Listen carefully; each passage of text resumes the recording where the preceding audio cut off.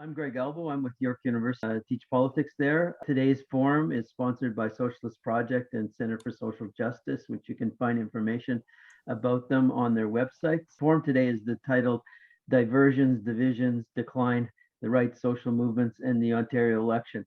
It seemed appropriate to kind of throw everything into to try in the title to try and figure out what's going on and the mysteries of it. Partly diversions because there's been such a habit of kind of electoral politics over the last period, for sure, since Trump, for sure. Of all kinds of diversions coming up. The Ford brothers obviously have been masters of that in Ontario and Toronto politics. The divisions because of the inequalities that have been so profound and continue to kind of become intensified over the last period, including other types of social and political polarizations, and the relative decline that has been characteristic of Ontario for some time inside the Federation and then vis-a-vis the major trading partners on the other side of the border. That's why the title has the form it does. My own kind of beginning observation on the election of just this is one of the strangest elections to sit back and watch in a way, not so much participating but watching. After the pandemic or the peak waves of the pandemic and the social murders committed by the Ford government in the negligence in the nursing homes, the negligence in vaccine distribution for the longest period of time, the failures around sick days, the around vaccine distribution, all a range of things that have been characteristic of the Ford government. Those are just the ones that come to immediate in mind. But he's persisting and leading in the top of the polls for a long stretch now, and the other parties still seem to be sputtering everywhere. In a sense, I don't know how to characterize this, except a certain kind of negative dialectic is animating politics. It's partly an election of not being something else. Ford, of course, is campaigning still not being a win. And he's campaigning partly an imagery of not being Trump. That seems to be at the core of a lot of his election. The Liberals are mainly campaigning on not being Ford and therefore continuing to sputter in the context where Ford is exhibiting a great deal of stability in the polls for quite a while. The NDP are largely campaigning as they have for 20 years now in Ontario, as foremost campaigning as not being socialist and then not being Harris or not being Ford. That seems to be the core of their campaign, and finding kind of other things in it are not easy to do. And it seems the general population is stuck in just being happy and not being the US or not being the authoritarian way that China's been handling the pandemic, and therefore relatively happy in some of the spaces that the Ontario electoral scene is. But if we step back a bit, we can also see that this is there's certain structural characteristics of Ontario politics that have been in place for several decades, essentially since the divisions and crash of the coalition between the NDP and the Liberals going back to the late 80s under Peterson, and then the quick disintegration of the political coalition that came together around the Ray government.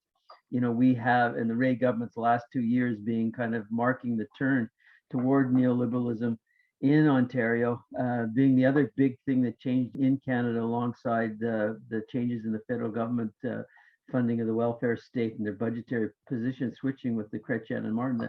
That has been the core of stability in Ontario politics going back then to the mid 1990s, and Harris bringing in that sledgehammer that he did to make that radical turn. It's hard to see or speak about anything about the strengths of electoral democracy in Ontario. It is largely rotten to its core and being stuck in a certain place for a long, long time.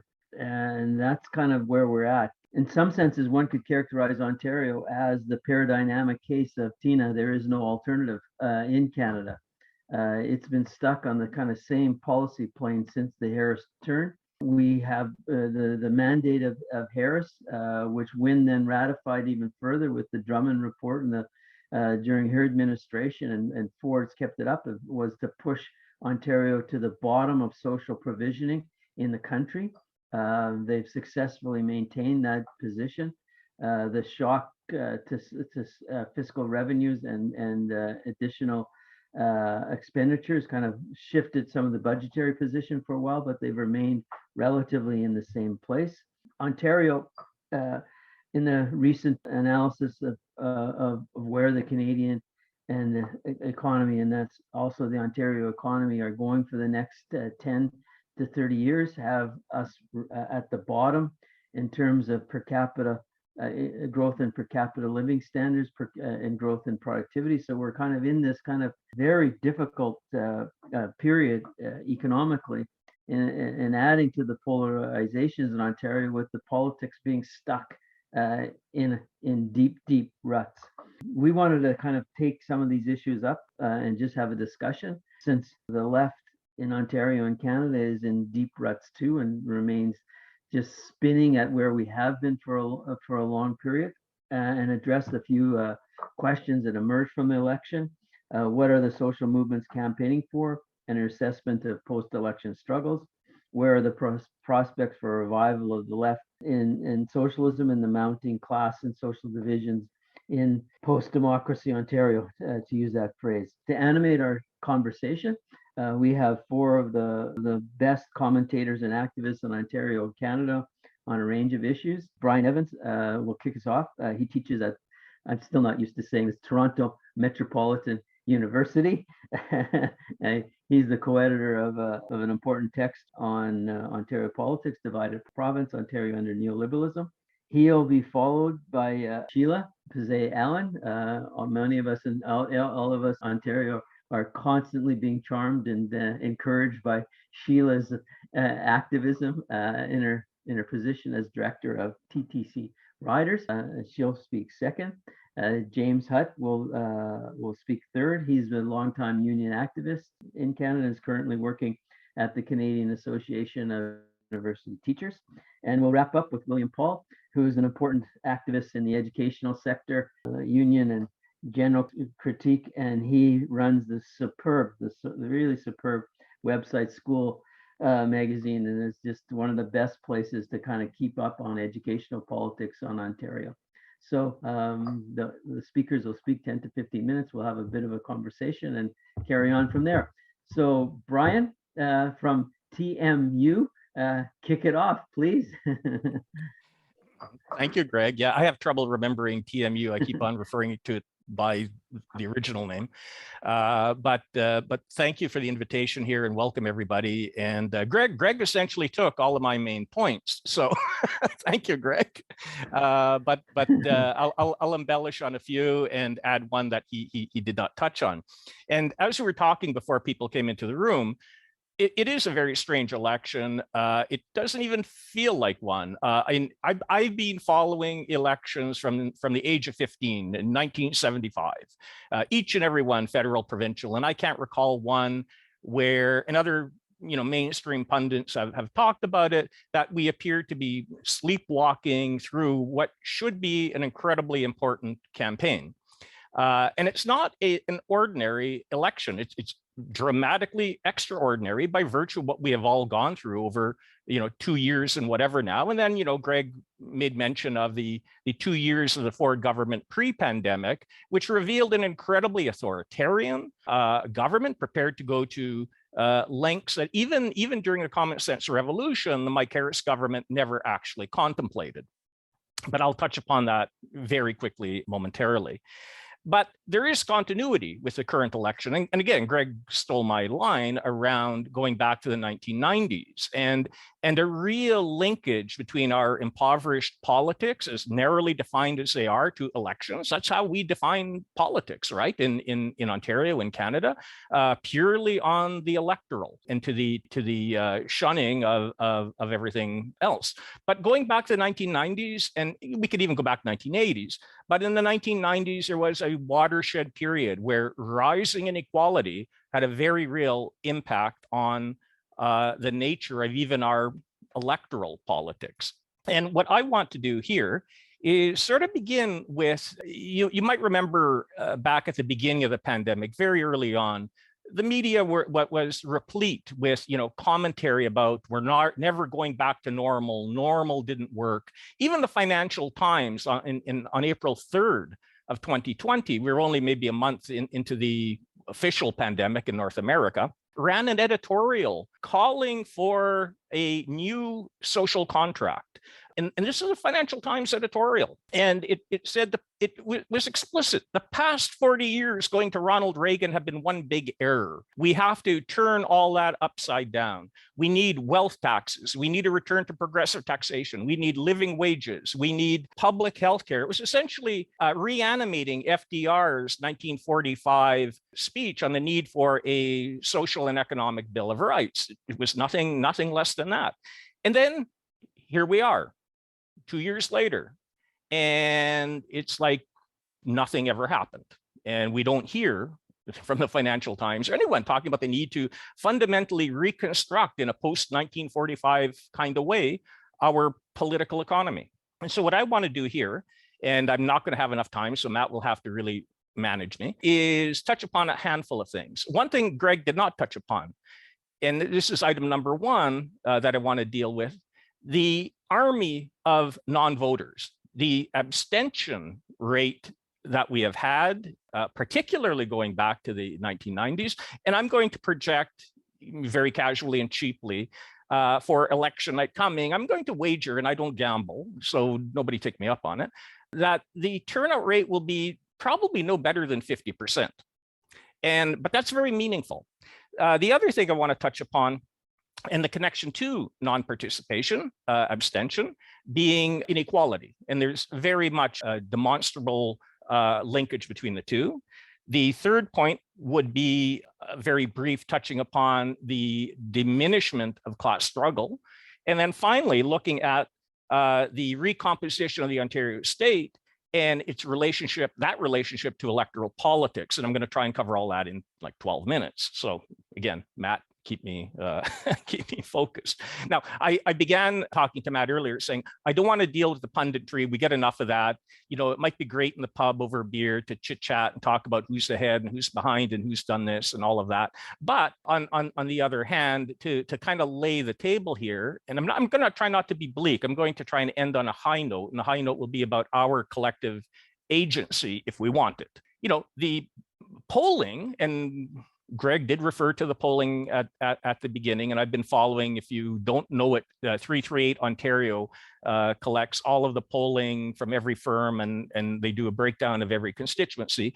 It's clear Ford will have a second majority government. And what's remarkable is the inability of the opposition parties, Liberals, NDP, to grapple and channel the tremendous amount of frustration and anger which comes out of the pandemic and long before the pandemic. And this is highly problematic in many ways, and a function of the fact that we don't have a left with the breadth and depth that we all know that we want and need, but we don't have. And I will be ending kind of on making a point on that. But the polling is clear. There will be a Ford majority government, and it might be quite large. And don't be shocked, given that older people vote, and the polling shows that older people, by older I mean 50, 55 and older, lean heavily toward the Conservatives, heavily, 50, 55%. And we may end up on election night seeing a much bigger majority than what we would want. Not that it really matters in terms of how our legislature works. Another poll, which is a little bit disturbing, did show ridings which have not been conservative for a very long time, if ever, leaning conservative. And I'm talking about Algoma, Manitoulin in Northern Ontario, the riding of Timmins. I don't believe it. These are solid NDP constituencies, but there may be something afoot around who doesn't vote. And we'll find out on June 2nd. But the one thing in terms of the punditry, the NDP do appear to be, and they are what they are, holding on to traditional areas of strength where there's a history of voting for the Labour Party. In Northeastern Ontario, Hamilton, Niagara, Windsor, London, Toronto's an odd thing where, given the issues of affordability, particularly around housing, The NDP appear to be, at the end of the night, if they have 5, that will be it, down from 11.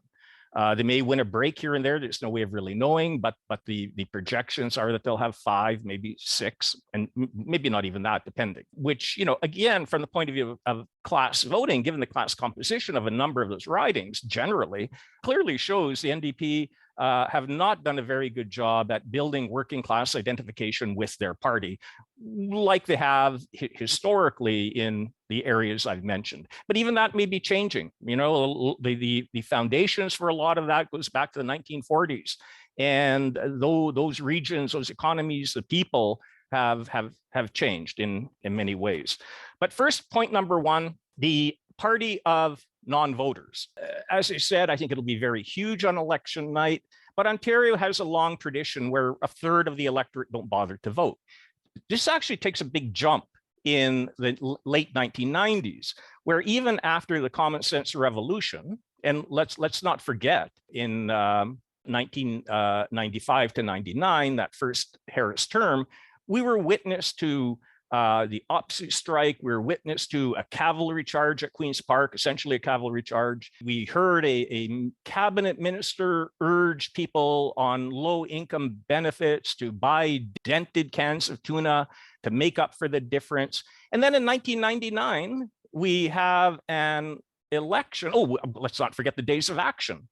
And then in 1999, we have an election where there's a second Mike Harris government, majority government with roughly the same proportion of votes. But what happened was 42%, despite all of that, did not vote. And what does this collection of non-voters look like? And that number from 1999 forward hovered between roughly it went as low as 50% to 58%. So 40+% of the eligible electorate couldn't be bothered for that entire period of time.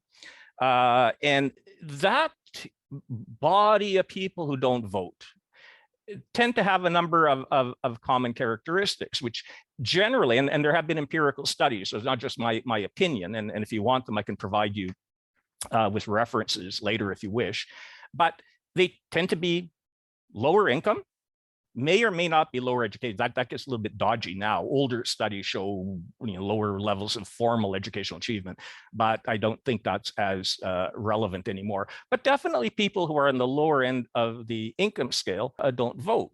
And that's been connected to issues of inequality.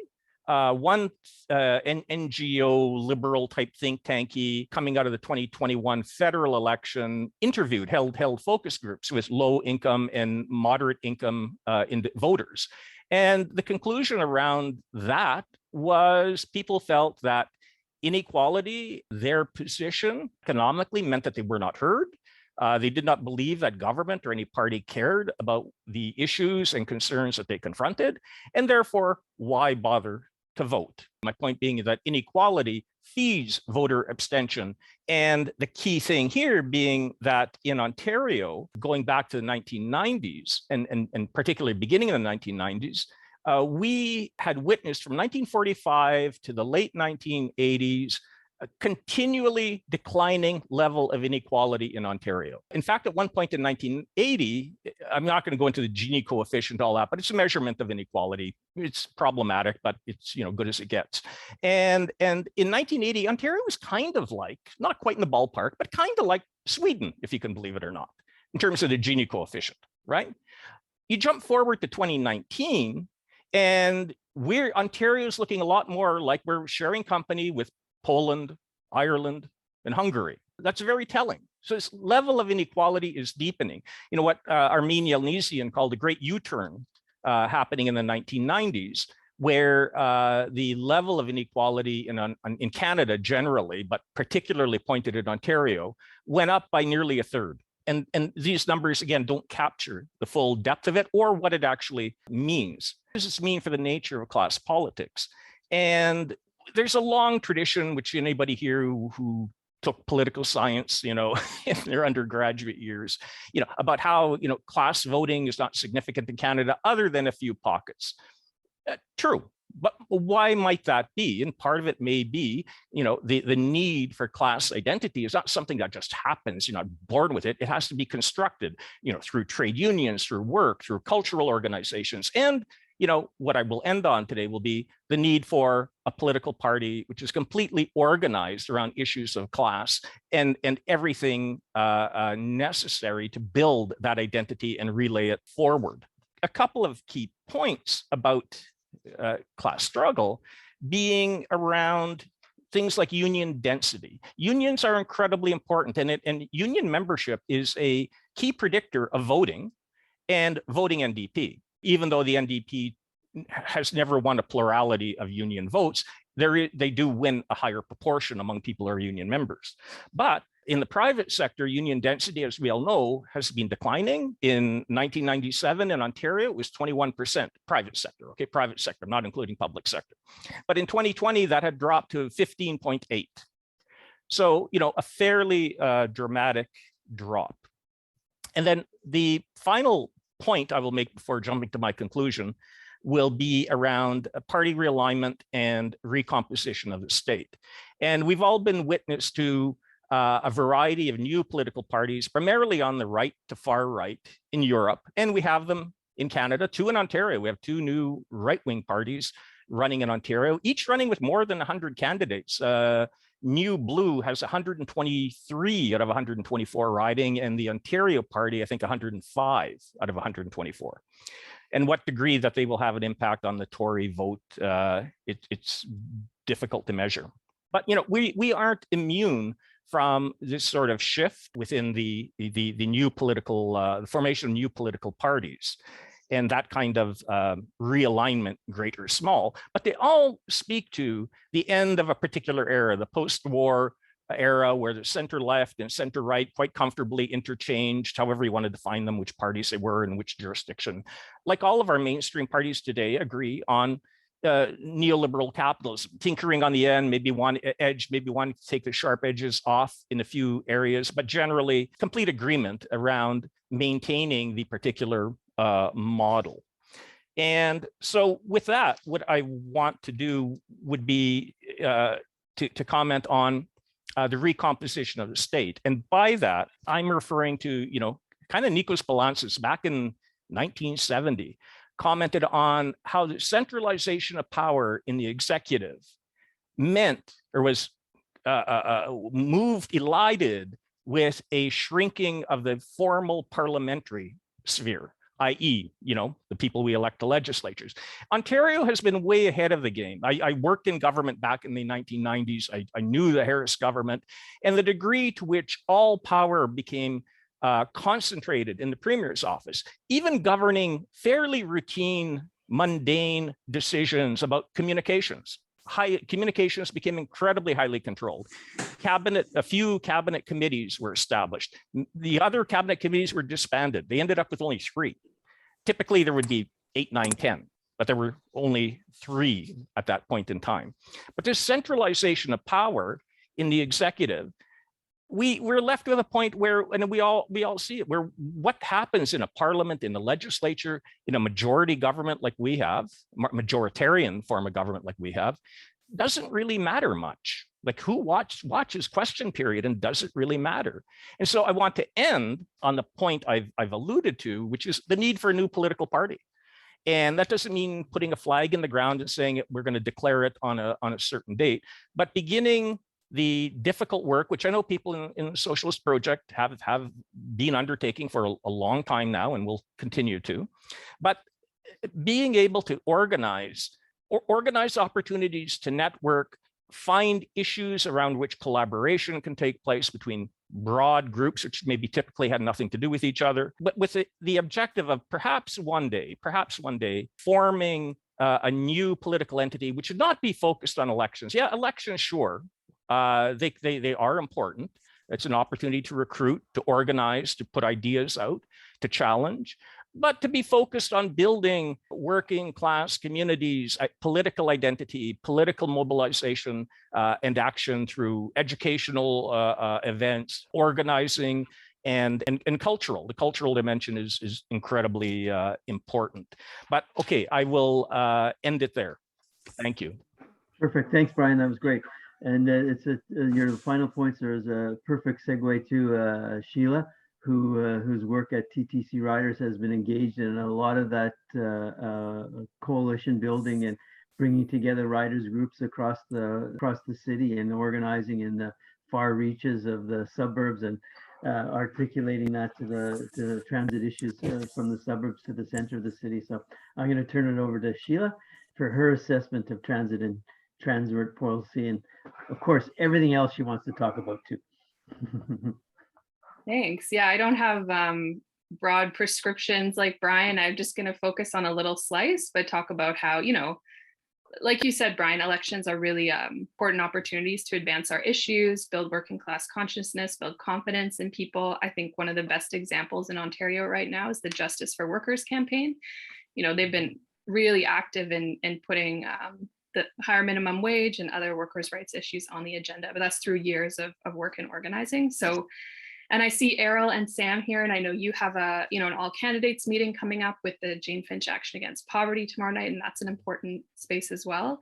So today I just want to talk about some of the key transit issues in the election, some of the ways we've tried to organize to influence parties and some gains we've made there, and then sort of what we can anticipate after the election, all kind of focused on transit, but of course it touches on many other pieces.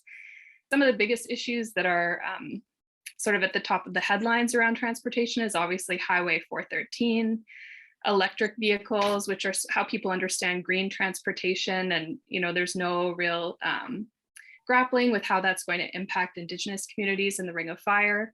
The three, Green, NDP, and Liberals have opposed Highway 413 and are calling for funding to be redirected to education or transit, but that sort of dominated the conversation. And, I'm sure everyone here is familiar with that. It's just going to, it's going to lock in sprawl. It's only going to save commuters 30 to 60 seconds, cost $6 billion, and really is about enriching developers with ties to Ford. But 4 years ago, it was rapid transit expansion and also privatization really dominated the provincial election conversation around transit. On the one hand, Ford campaigned really hard on the Scarborough subway. And over the last few years, we've really been trying to work hard to build a base in Scarborough and to explain to people that subway is almost a decade away. And in the meantime, people are going to lose a rapid transit link, the Scarborough RT and Beyond shuttle buses for over 7 years. But at the time, that project had been debated for over a decade and it was not yet funded. And that was a really big part of the election. And then the Liberal Party budget, the Liberal government budget in 2018 included a proposal to upload Toronto's transit subway system to the government. And that became a big part of the election conversation as well. There's kind of two elements of that, taking over control of building rapid transit, but also literally taking over ownership of the existing subway system. And our concern was that this could really open the door to privatization, higher fares, see Metrolinx take over the subway and introduce fare integration schemes that could have seen higher fares within Toronto for longer distances, which would hurt people in the suburbs. In the year after the election, we did win our campaign to stop the worst part of the upload. So this is just a small piece of public transit and also, the broader social movement struggles, but we did mount an effective resistance to the subway upload. So it does go to show that there have been successes when people across many sectors come together to resist some of the policies.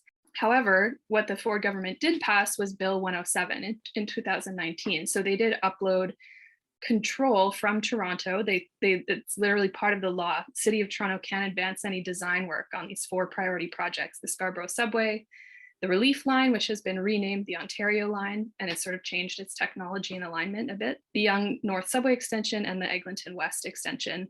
So I'm not really going to go into all the related issues of transit-oriented development, gentrification, which I'm sure Errol and Sam can talk about, that relationship with the Finch West LRT, community benefits, which have, Metrolinx has walked back some of its commitments. Thanks to the Toronto Community Benefits Network, they have managed to kind of reinsert some language, but 10% minimum equity hires on some of these new rapid transit projects weren't part of the contract signed. So this is all part of what rapid transit is about. It has a relationship to housing, land value, gentrification, and most importantly for TTC riders, because we're really focused on service issues and affordability, is that every new line that gets built stretches our limited resources further, because the province in 1998 stopped under the Mike Harris government, stopped providing 50% of the operating subsidies for local transit. So you have a scenario where there's more control at the provincial level about what gets built and where, but there's no funding support. So the cost is downloaded onto riders and onto the municipality. But in terms of this election, rapid transit, people have sort of, they've just sort of accepted that's the reality. So almost every platform says what's on the books, we're going to build it. And there's some variation in terms of Shepherd rapid transit expansion. We've tried hard to make the Eglinton East an election issue. So that's a line that got left off of Premier Ford's map. It would connect Kennedy subway station to the University of Toronto Scarborough and into Malvern. And I'll talk more about that later when I talk about some of our organizing. But the really most important issue that we see for transit is operating funding, because the pandemic has really devastated local transit agencies' budgets. Mostly they rely on rider fares. It's user fees that pay for most of the budget. So with lower ridership in the pandemic, they've had financial crises, and this has impacted municipalities in general as well. The Liberal proposal of buck a fare is pretty gimmicky. It's what's dominated the headlines, and we're actually really glad that affordability is part of the conversation around transit. But when you dig into the details, it's just a 15-month program, and the stated goal is to attract riders back to the system and then download costs onto them again. So we do think that affordable fares, more service will help win back riders, but there's no plan to kind of keep those discounts. What the Liberal Party has done that we think is significant and we helped push forward is that for the very first time, they've included a commitment to stable operations funding for transit, which they've never done before. So after Mike Harris canceled operating funding in 1998, in 2005, the Liberal government introduced a gas tax transfer. And in 2018, in their budget, they said, we're going to double this, but over the next 4 years, you're going to have to re-elect us to get this funding. At the time, Ford, who was running for election, said he would honor that, and then broke that promise in the 2019 budget. And it cost Toronto over $1 billion. But what we've seen during the pandemic, especially, is that gas taxes are volatile. So the revenue has really dropped, and they've had to do some emergency top-ups just of that program. And so we've been advocating for many years for a return to that operating funding. Liberal Party is only promising $375 million a year in operating funding. The NDP costed out their commitment to resume 50% funding, and it's almost $900 million a year. So there's quite a significant difference into how much service that would really result in. And we can't take all the credit for this commitment for operating funding, but I think it's partly because, the Liberal Party is, they don't have many people in the legislature. They've been talking to lots of community groups. What do you want to see in this election? But also many transit agencies, CUDA, big city mayors have all been advocating for operating funding. But one way, and Greg mentioned this, that there's a national coalition called the Keep Transit Moving Coalition. They've also been a big part of advancing this commitment around operating funding. But one way we have helped advance this is to work really hard to build a base in Scarborough. And it kind of connects to what Bryan said, about where are there areas in Toronto which are predominantly working class, but don't have a class identity or don't vote for the NDP, just to kind of summarize what you said.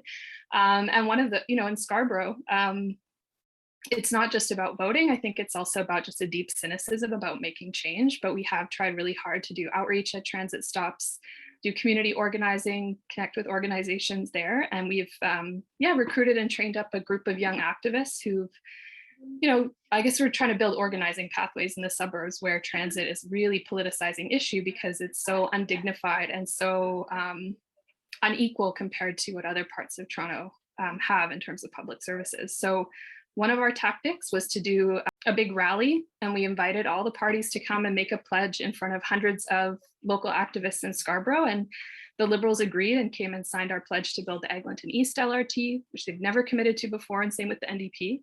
But also to implement operations funding and those TTC transfers. So that's just a tiny piece of what we've been up to. We've also been trying to raise the alarm about the shutdown of the Scarborough RT next year, which when we talk to people, most people don't even know it's closing. There's a real lack of awareness. People think the subway is going to open next year. And so that's some of the work that we've been trying to do in the community, is to share what the transit plans really mean, what needs to happen right now to improve bus service and affordability. And then in terms of after the election, I think I just want to kind of raise some of the threats that have happened in the last couple of years and that might kind of come back at us. So certainly pandemic funding shortfalls are going to be huge. Like the TTC is projecting shortfalls for the next 2 years.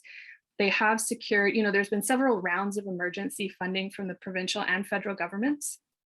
Mostly it's been the federal government making a commitment and then requiring the province to match it to unlock, which, not all provinces across Canada did that willingly. Some of the, but in Ontario, the provincial government did transfer operating funding support, but they tried to attach strings to it. So the first round of emergency funding, they said, well, we're going to bail you out, but you have to look at your lowest performing routes and consider implementing microtransit. So they never said, that means Uber. But we all know that, gig platforms are writing the labor laws here in Ontario. And so we were concerned that that's sort of part of what that meant. The TTC, my understanding is they did evaluate and say, there's no route where we would be more efficiently served by microtransit. But the second type of strings they tried to attach was fare integration. And fare integration is a really important goal because people, you drive across the municipal boundary, you don't even notice. But if you're a transit user, you have to pay double fares. And it's often people who are living in the outskirts of the city who are transferring across tend to be lower income and work across the municipal border. However, there's sort of competing visions for what type of fare integration we want to see. And Metrolinx, the provincial transit agency, has been very clear they're interested in some form of fare by distance or fare by mode, potentially. That would really hurt people living in the inner suburbs of Toronto who can't afford to live downtown but may have to travel there for work. And then the third thing that I think has really flown under the radar is that in this most recent provincial budget, a change has been proposed to the City of Toronto Act and this is another type of integration, service integration, which again, really important goal. You take the TTC and you want to transfer to another agency, you can end up waiting 20 minutes for a bus there. So it's important to coordinate schedules. But ATU 113 wrote into City Council, and I think they're afraid that this is like the thin edge of the wedge of deregulation. And there's sort of a question about who's setting the service levels. So if the TTC stops serving an area that then becomes served by York Region Transit, which has lower service levels, how is that going to benefit people in Toronto? And how will we have a say over what levels of service? So that's something that we can expect to be an issue. Yeah, and then I guess I would just finally say that there's a municipal election in the fall, and John Tory has really been a silent partner to many of the changes that the Ford government has introduced, everything from cutting the number of city councillors to uploading the subway. It just took so much pressure to have him even make the tiniest murmur of resistance. And it will be really important to have mayors stand up for permanent, stable operating funding transfers for transit, and also a whole host of other issues that will make our city better. I think that's all I have time to kind of say for now. That was great. That was really good. Fantastic survey of kind of not only the wider transit issues in the province, but also in Toronto, as well as the coalition trying to squeeze some transit funding out of the federal government and coordinate the campaign nationally. I think that Highway 413 is sometimes nicknamed Amazon North Highway because it seems to be set up to help kind of the movement of kind of products out of those warehouses through trucks as much as anything else. Is the saving of time on commutes is so tiny, ridiculously small. That's a good point from here to turn to James Hutt to speak. James worked with us extensively in supporting the conversion project around Green Jobs Oshawa, and kind of has spent his time as an activist in unions and ecology, now in higher education. And I'm sure if I could add a few other things, but I won't want to embarrass James. He'll just carry on. So kick it off, James. Thanks, Greg. You make me sound pretty rudderless, just drifting along No. social movements. Anything but. I mean, maybe I am. Yeah, thank you. I'm very thrilled to be here and to talking to all of you, and to be learning again from Shelagh and Bryan. I haven't heard you speak before, but to learn from you and to really dive into the mechanics of the election and what's been going on the macro political scale in Ontario for decades. It's been really useful. I think I'll just start by saying apologies. I'm not at my best. I haven't had power at my house for 8 days now. since the storm hit on last Saturday. What was that, the 21st? The big storm had knocked out power for a lot of Ontario, and I haven't had it back. Apparently it came back last night, but I'm not at home at the moment. So just all that to say that, I'm tired, I'm, cynical, I'm sure I stink, and I'm definitely not going to be offering the ray of sunshine. So I will be the bleak candidate to the others, and hopefully will give us an inspiring message to end on. Just to keep going on that note, the storm that hit, it was quite intense. And the fact is that I haven't seen any of the parties or politicians really talking about it. It killed 11 people and knocked out power for over 720,000 people across Ontario and Quebec. And still in Ottawa, there's about 10,000 people without power. And I haven't really seen that matched in the coverage of the election and the party's rhetoric or anything like that. And kind of the unspoken thing, at least to my mind, is the fact that the Ontario Liberal government privatized Hydro One in 2015. Now, of course, the PC Conservatives under Harris opened the door with the Energy Competition Act, but it's actually the Ontario Liberals that sold off Hydro One. And Hydro One, while there's different distribution companies, Hydro One actually owned 98% of the transmission lines across the province. And as someone who comes from Nova Scotia, I've seen just the change after you sell off a public utility like Nova Scotia Power, where now every time there's too much salt in the air, the power goes out, and they just kind of frame it as an act of God. And so, yeah, it's kind of curious to that. And we think about it too, because it's, they're saying that the damage to that is worse than, it's more extensive than the 98 ice storms that happened in Ontario. And there's just nothing I hear about that. And obviously it's linked to climate change, obviously linked to more extreme weather events.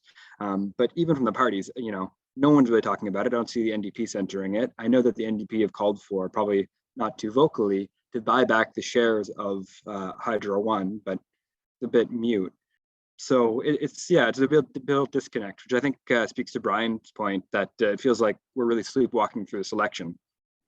And I wasn't sure if it was just me or if it was just me being in Ottawa, which kind of being at the eastern edge of Ontario feels like we're sometimes a bit disconnected from Ontario politics and consumed by federal, but it feels like next to no one is paying attention to the election and what's going on with any of the parties, despite, as mentioned, the stakes are actually really, really high because we are in a pandemic that is unceasing and getting worse, because we have an affordability crisis, because we have a housing crisis, because we have, the few remaining years to avert an ecological crisis and all of that. And my hunch for that is that no one's really seeing what's going on in the Ontario election as finding presence in a way that meets those stakes, that actually answers that and connects to it. No one's looking at any of what the parties are doing or proposing as a radical structural change to confront the crises we face on a real structural and profound way. And for me, I think, voters aren't dumb.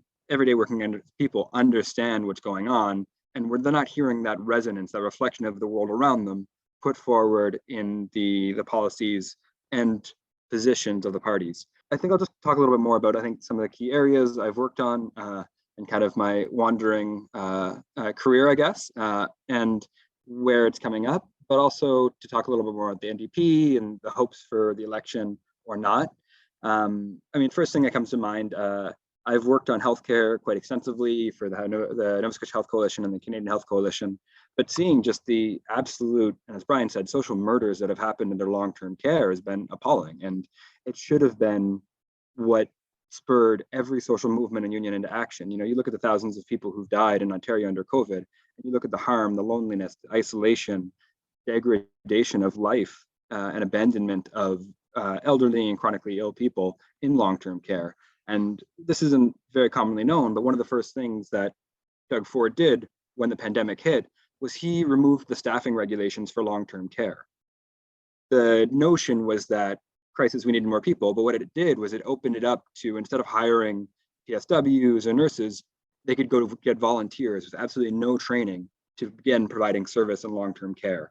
And it's just further sort of outsourcing and individualization of care. And the flip side of that too is in Ontario, home care has long been privatized, where you have a competitive bidding process, which ultimately downloads costs onto individuals, reduces health outcomes, and relies on often women, to provide that extra care in the home, family members, partners, things like that, because the state certainly isn't providing it. And we're seeing popping up of things that are actually, I forget the exact phrasing, but these sort of home care centers where you have to drive from your home to another center to get any substance care. And of course, Doug Ford removed the unannounced inspections for long-term care, and there's no real move to bring it back into the public fold. The NDP has made some really kind of tepid gestures and announcements, but that's about it. I'm sure most of you are aware that a large number of Doug Ford's caucus has, and pretty much every past Ontario PC premier sits on the board of a for-profit long-term care company. And this is big, big money and its connections to it. And that's kind of one of the biggest ones and just the most egregious. Shelagh mentioned transit. It's been, absolutely disastrous. I was working with the Amalgamated Transit Union back at the beginning of COVID. We were hoping to launch a really sort of like advance of Green New Deals type campaign, sort of like CUPW's Delivering Community Power campaign. And then, of course, the pandemic hit and transit workers were on the front lines and dying in large numbers and just getting decimated. And all those things have kind of been put on hold. It's been good to see the Liberals $1 a day transit, or $1 a ride, transit offer. I think it's quite encouraging, but as mentioned, there are strings attached. And coming back to what should be a social democratic party, which should be nominally a Labour Party, where are they on that? I mean, the obvious response is to call for free transit and expand it, but of course they're not doing that. And I think as we look across the different sectors of society, we see that the NDP is just unable to meet the challenges or call for the bold solutions. I'm gonna jump to where my current work is right now. Thanks. In post-secondary, you see the crisis here. You see Laurentian University, which has been absolutely gutted by the mismanagement and the financial corruption of its administration. Laurentian, I think at the beginning of 2021, actually filed for creditor protection because they were so in debt, because there was no saving university, they were insolvent, they were saying, which actually allowed the province to step in a way that was never designed for and to take over that. And what has meant is that over almost 200 faculty have been laid off and staff have been laid off. And now all these investors and shareholders are being paid off on those debts instead of staff, instead of students, and they're actually talking about dismantling the campus and selling it off. And there's a real fear now in the post-secondary sector of something like that reoccurring again, of these universities with their ballooning administrations using that to subvert collective bargaining. A recent report came out for Laurentian that the collective bargaining had provisions in it to prevent the use of the creditor protection that could have gone a far more equitable way, but they chose not to. So there's a fear of that being replicated. And then, of course, we're seeing in post-secondary the rise of non-regular contract faculty taking on the bulk of teaching and a lot of the work with far less of the stability, the safety, the wages, and all of that. The sort of, people have often called professors and faculty the last good job in America, but largely you can say North America or elsewhere, and that's being eroded, whether attacks on tenure or the path to tenure is shrinking or disappearing altogether, as well as things like postdocs and the way that people are being kept in low wages and precarity, and the further privatization of all sort of public sectors like that we're not really seeing any of the parties offer on that. And then if we zoom out a little bit further to the broader public sector, we see the Bill 124, which is complete and probably unprecedented attack on interference in public sector bargaining. And Bill 124 essentially suppresses wages and prohibits any of public workers or their unions from bargaining for increases larger than 1% in any of the years. And also prevents unions from bargaining to make up for the reduced increases they could have got before or immediately after. And we think about what that means if you're limited to wages to 1% per year at a time when inflation, I think, is around 4% right now. And so there's a sense that the entire regime of labor laws has long been abandoned, but increasingly so. Yet unions are still operating by the rules and hoping that that will work, when we're seeing that the government and the state is no longer playing by that, leading to the further impoverishment of the working class in that way. I'm going to harp on the NDP for a second, just because it's easy and fun. I should say the ONDP. I've heard a lot of people say that they're running on their most bold or ambitious platform in decades. Kind of, I think last time they did it for the federal election as well, which is, it's nice. It might be true. I haven't closely studied the platform. I've skimmed through it, and there is some good stuff around, they're actually calling for, I think, 250,000 publicly built, owned, and operated housing, which is great. It's a real advancement. They're not calling for free transit. They're calling for things like a Green New Democratic Deal, which is kind of just a farce of the name. It's not doing anything that would even echo the name of what's being talked about in the US, or ultimately confront the climate crises that we face. They're calling for cheaper auto insurance. I guess for some reason they don't feel like offering public auto insurance. I guess Ray fully ran that train into the ground, or car into the ground, I should say. And then just like the sheer level of COVID and the effect it's had on the province, because every step of the way that you look at it, apologies, I'm tired and realizing I'm speaking quite fast. So Greg, slow me down if I need to. Is that the province has offloaded, and the federal government have offloaded the costs of dealing with the pandemic onto the individual. And that if you want to stay safe, if you want to have any reasonable chance of not getting COVID or recovering for it, you have to cover it yourself, whether it's the lack of paid sick days, the lack of protections around work, or any sorts of the federal CERB or workplace wage subsidy benefit programs. They're just not there. And we see the response to this now, even that COVID is worse than ever. We've lifted the mask mandate in Ontario. Also, just the sheer lack of investment in healthcare, in long-term care or education, while at the same time, originally at the beginning of the pandemic, we all saw that there was emergency pay for grocery workers and things like that. The essential workers were being called essential and heroes, but that was quickly not followed up by anything material, or actually pulled back in the sense of the pandemic pay. At the same time, while businesses have been able and given full rein to profit, we've seen profits for billionaires and corporations like the Waltons, like the Irvings, and any of the families like that, just increase rapidly. And so there's been not only no restrictions on that, but a chance for them in this sort of shock moment to run with it, while public and lower income racialized people are footing the bill. The Ontario NDP, how much do I say about this? I think it's just ultimately so disappointing, because there's a lot to do more in terms of the climate crisis, in terms of all sorts of efforts for unionization and trade unions. But one of the things, just to get a bit personal for a moment, that really hits home to me is that I find out that the Ontario NDP has said that they support the IHRA definition on anti-Semitism, which it basically is a way of criminalizing and vilifying criticism of Israel. And I've spent too much time perhaps beating my head against the wall that is the NDP and the ONDP, but the party has never voted on this. They have just made a motion by leadership to adopt it and run with it.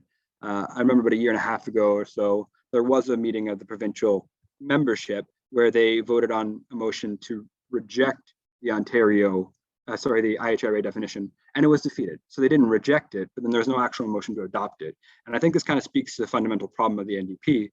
But for me, on that personal note, I was saying before everyone else joined the call, that I'm going to be a dad in August. I'm going to have a daughter, and my daughter is Palestinian, as is my partner.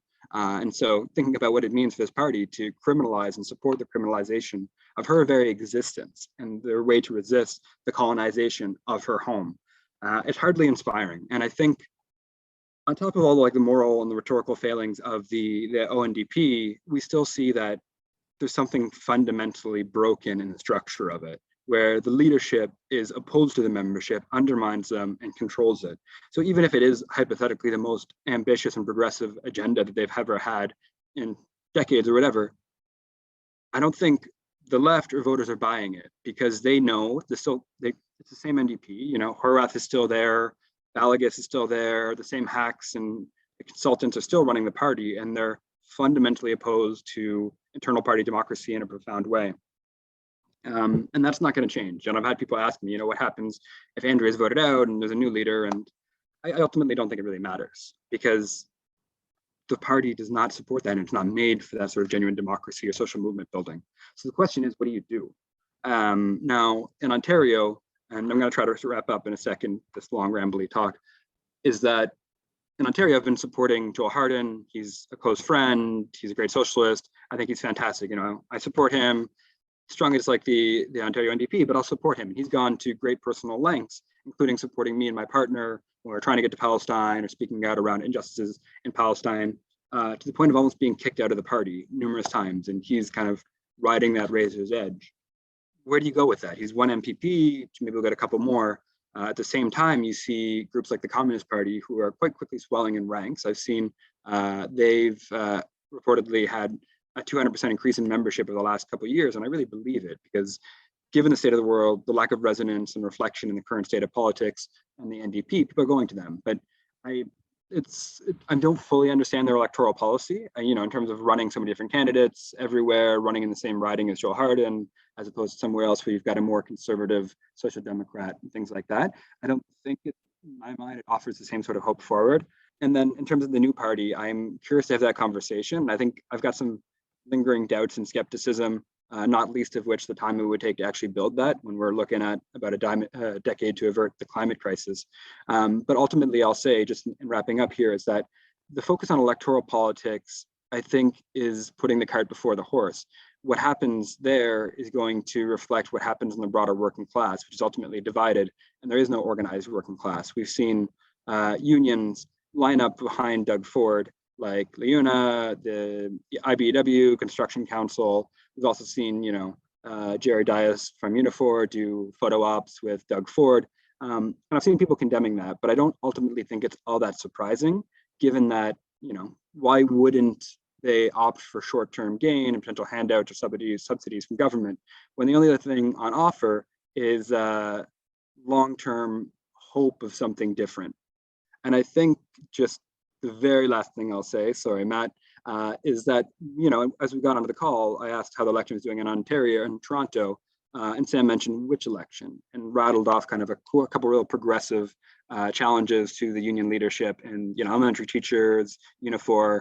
I would add CUPW to that in a by-election. So I think that's ultimately where the most hope is. There's fundamental constraints, but that will tell where the broader electoral sphere goes when we do that. Yeah, thank you. Happy to dive more into Q&A. Great.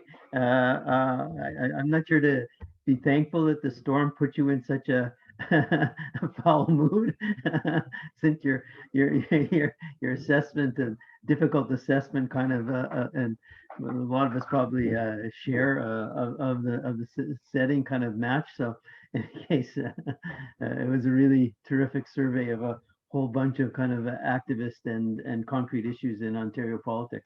Picking up on that, William Paul will speak now.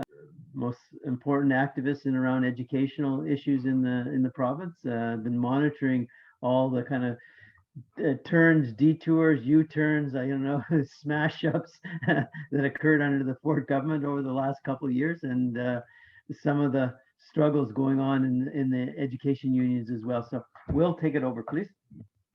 Okay. There you go. And I've just lost my, oh, there it is. Okay.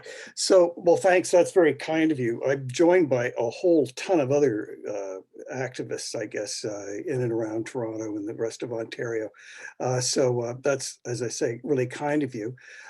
And one of the advantages of going last is that you get to talk about what everybody else has said.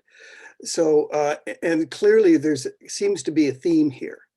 And basically, I think that's the Ford government, as we've always known, is for some of the people. It likes people who are drivers, people who can afford homes, developers who build them, people who can augment their health out of their pockets, their health plans, people who aren't old, people who are around 5% of skilled trades union members. Ford doesn't like educators, nurses, social service workers, transit workers. Bill 124 made that really clear with his 1% cap on yearly wage increases. Doesn't like people who live in cities. If for a guy who lives in a city, he really has something against people who live in cities. Anyway, he doesn't like sick people. Doesn't like generally people who need to maintain their lives, help maintaining their lives in an increasingly desperate economy. So I'm going to speak, I guess, maybe in honor of the Socialist Project's magazine. I'm going to keep my points to bullet points. And the first one is avoiding amnesia. So the Ford government came into power in 2018 and it was fascinating to watch. And I mean, if you want to try to grab a little bit of humor out of some of the stuff that's gone on in the past 4 years, I know you've got to squeeze the sponge pretty hard, but if you do, remember Doug Ford pandered to social conservatives. And one of the things, the ways he did that was to talk about the sex education curriculum, right? He called it the sex curriculum. I don't think Ford had ever actually seen a sex curriculum before. And he ran on that, flipped it around, got all sorts of support by people like Tanya Granich-Allen, who's just virulently, right-wing person. Then brings back in pretty much the same curriculum. Dumped Tanya Granich-Allen, who I saw at the front lawn of the legislature protesting 6 months later because Ford had gone too far to the left. Online learning, 4 credits. It did eventually get down to 2 because it was used a bargaining chip with the teachers. Then you have the disaster of online learning throughout COVID, hybrid teaching, where one class of kids could be taught by a teacher while others watched from home. I think the online learning part is something we're going to certainly see again. This is a big deal with them. There's a lot of money to be made by friends of Ford, American companies. This is a huge area, and we're going to see that come back again. Repair backlogs from buildings. My God, this has gone on for a generation. They've got under WIN, repair backlogs, basically keeping the lights on and the ventilation systems going. Went from 5 billion to 15.9 billion under Kathleen. She tried to hide it, but by this year now it's up to 16.8 billion. And Ford, during the election, said that he was going to spend 14 billion. Don't believe it. Lecce promised 13 billion 2 years ago, and he's spending 500 million to fix the schools this year. There are cuts. Then there were the cuts. The first budget set out about $1 billion in cuts from education. Result was that our board here, the Toronto District School Board, the largest in the province, had to deal with a $70 million shortfall. If you look at the Canadian Centre for Policy Alternatives report last November, when Ford got $14.6 billion from the feds, he spent this is for COVID, but he spent 11.6 just to reduce the Ontario deficit, and then kindly handed over 4 billion for fighting COVID. Then he cut another 500 million from education, and plans to continue funding education below the rate of inflation for the next 2 years. Now, and again, here, I guess if you've got a sort of dark enough sense of humor, you look at that figure, and then Ford said, well, we're going to put an extra 1.6 billion into the schools to fight COVID. Then he says, well, we're not actually going to do that. We're going to put in some money, which we got from the feds. And then he tells the school boards, he's already cut for the past 2 years before that, they can dig into the reserve funds to the tune of about $500 million, right? And that's just, bear that in mind. So basically he was saying that the school boards can go and spend money they actually don't have. It's supposed to be for other things like covering pensions and things. Oh, we got the class size increases. We've got the opposition to that. Oh, the class size increase, just mentioned, because that's really not done with yet. By increasing class sizes back in 2019, the ripple effect is going to be, could well be a cut of 10,000 teachers across the province by 2024. That's not over yet. So it was exciting, actually, in a number of different ways, mixed ways, to be an educator for this period of time. You had the education workers of all kinds and parent organizations, neighborhoods step up big time over this period of time. You had work to rule and job actions based on lack of progress and contract talks for teachers and education workers, but you also had it focused on underfunding and the fact that there was never any assurance that they'd keep all-day kindergarten, that the Fords would keep all-day kindergarten. And I think that was important that that educators focused on just the, I guess, the destruction, the assault on education, rather than just in their own contracts, although, they certainly had reason to concern themselves with that. And I think that's important because it brings to mind some of the stuff that's going on in the US. So you've got the LA teachers strike, which was happening a little bit before that. You have the Chicago Teachers Union too. And their focus has been really basically on trying to make their schools worthwhile places to work. Actually, that would do something for the kids in the neighborhood. So you have these unions and others throughout the states work on projects, things like keeping out, trying to curtail at least the things like charter schools, which are deeply, deeply hurting public education. So then you've got education workers, I think, working together through massive protests, student mobilization, rapid development of parent groups. There was even talk, I think, about January of 2019 of developing a common front. And I thought, wow, that's great. And then you see these massive protests out in the lawn of Queen's Park throughout the province.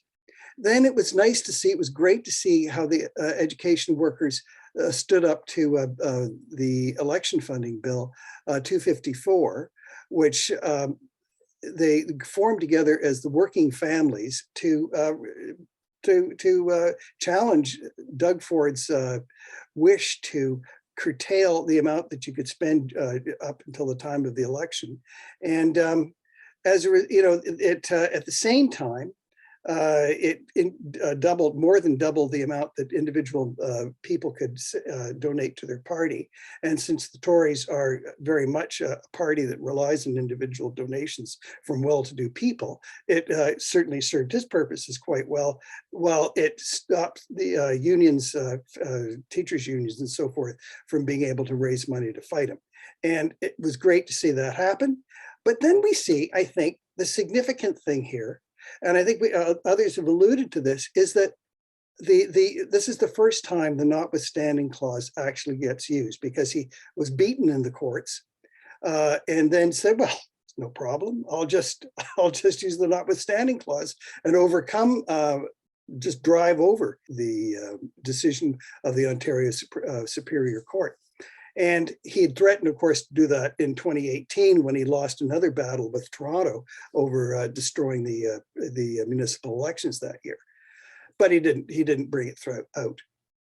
So it was exciting to see the teachers and the education workers in general. I think some would say it would have been better if they'd hung, if the teachers in particular had hung out, stayed out a little bit longer to try to get that the online learning courses, the mandatory online learning courses cut down.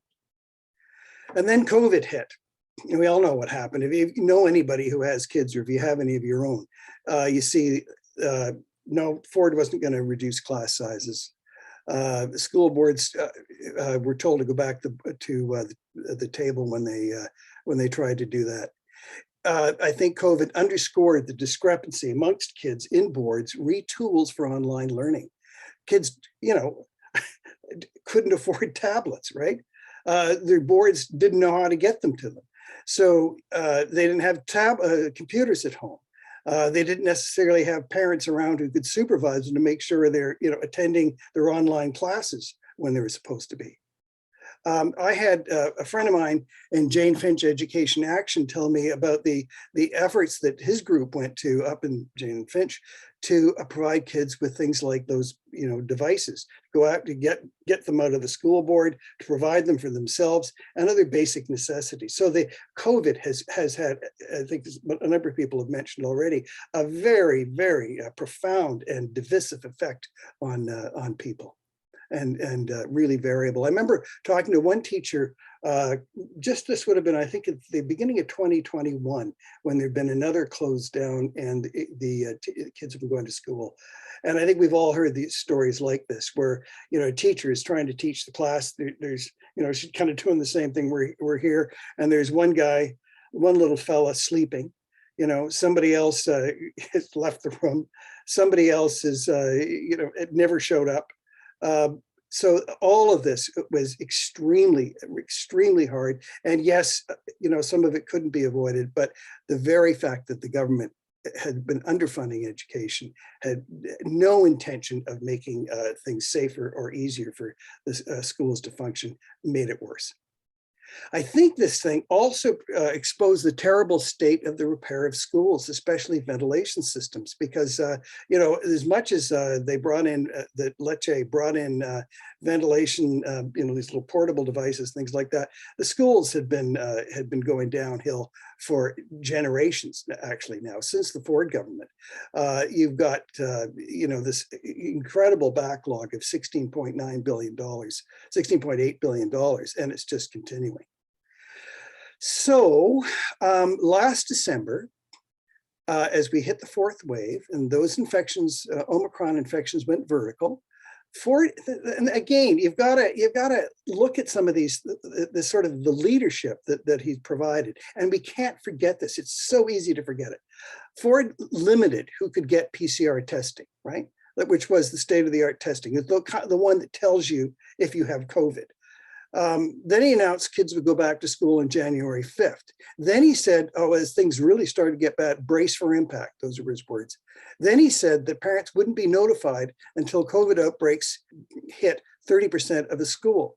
You know, 30% of the kids in the school were affected.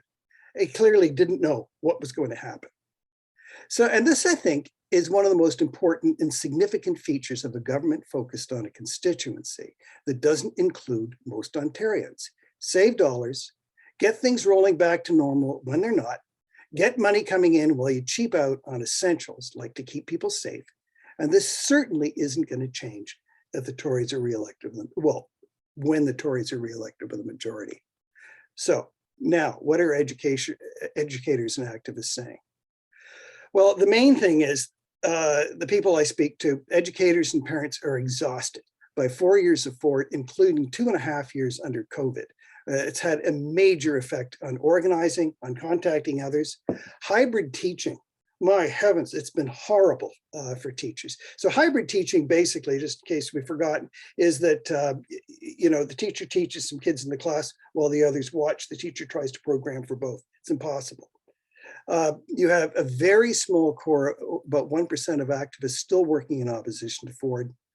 And as a result, and as certainly as others have mentioned, Ford has done a deft job of dividing unions, even if he's only appealing to that 5% of union workers working through the trades, but he's really been good at it, I have to say. Bill 254 has curtailed spending. OSSTF has been very active. OFL, of course, has been very active. OFL's endorsed the NDP. OSSTF, ETFO, and OECTA has kind of left it open to anybody but Ford. And I just want to make a quick mention here, and it's worth grabbing this if you can.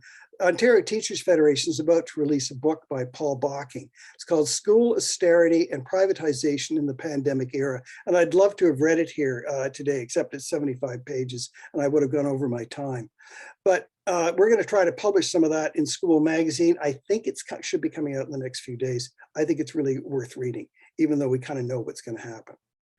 As for the future, I think everybody I speak to is very, very worried about a majority Tory government. They feel that this government will be emboldened to make more cuts, though with less fanfare. The idea of charter schools is now starting to come into the fore. I've been hearing some talk about that. Possibly it's going to come through where Tories are going to use a charter school to deal with anti-Black racism. So who's going to criticize them for that, right?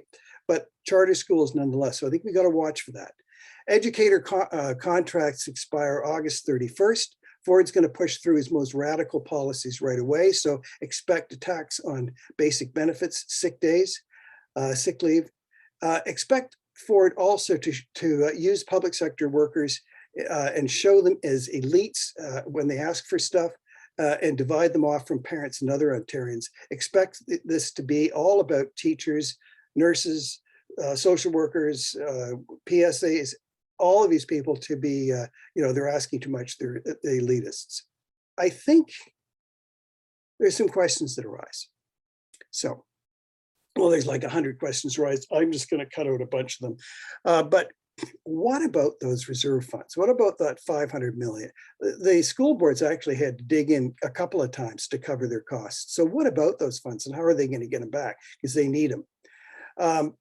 There's a report from the Canadian Centre for Policy Alternatives from February about what's the plan for COVID recovery.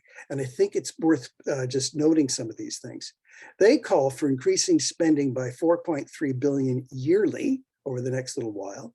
They call for increasing teaching staff across all panels for more support. They say that ECE, early childhood educators, should be paid so that they can get out of the working poor category. They say you should drop mandatory e-learning along with hybrid learning, decentralize education, we've spoken about that already, increase the learning opportunities grant so that boards can deal with all these vulnerable kids they have, and start funding school maintenance up to $2 billion a year. I don't think that's going to happen, but I think it's, there's a direction here. It's possibilities. One of the really great things to see over this last 4 years, has certainly not been the Ford government, but it has been the people who got together to oppose them or depose those folks. Ontario Parent Action Network, the GTA Parent Action Network, Parents of Black Children, Toronto Public School Councils, I won't name them all, but Ontario Teachers of Indigenous background, York Communities for Public Education, Waterloo region, right? Fix Our Schools, which has been around for a long time and does marvelous work. I mentioned Jane Finch Education Action. And then there are the little groups around, say, the city here. They're just really localized, and they've grown up over some horrible thing that happened to their school, like the Black Student for Success Committee at Queen Victoria, Parkdale Collegiate, Parkdale Public School, and then of course there's the business of racism at Parkdale Collegiate. But these committees have grown up in response to something like in the Queen Victoria case, where there was a racist incident that occurred, and the board, really partly because of the size of it and the massive rule-bound nature of it, wasn't able to handle it. And so these committees, grew up in response and received, the kind of enmity that they expected to, I suppose, from the school board. But what's actually really neat to look at is how particularly groups like OPAN, Parent Action Network, and another one, Ontario Education Workers United, working together.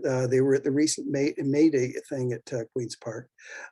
They've got the combined effort of ed workers, community parent groups, and I think this is really critical for the future.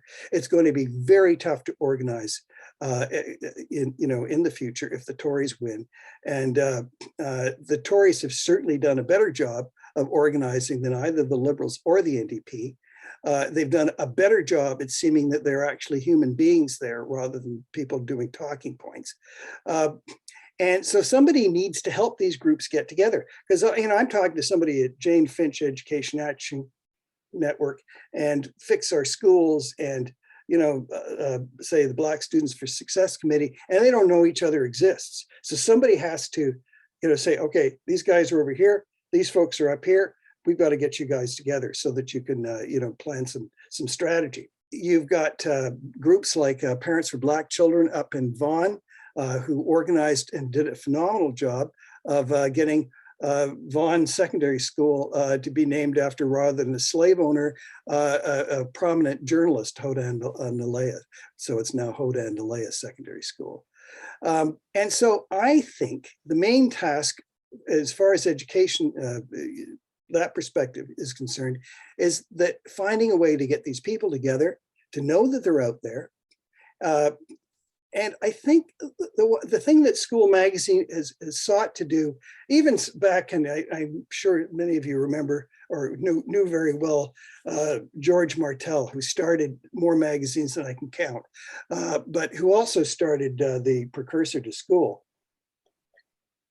And constantly was looking at what you could do to reach out to people, to communicate with them in a plain, straightforward way that's going to not alienate them. And so I would love to propose that more people support and get involved with School Magazine, which can continue to do these kinds of, weekly summaries, reports, whatever, of local events and issues, analyze them, and hopefully, if we were to build something like that, would be able to draw some of these groups together, because they'd hopefully be writing for it, So I'd love to see that.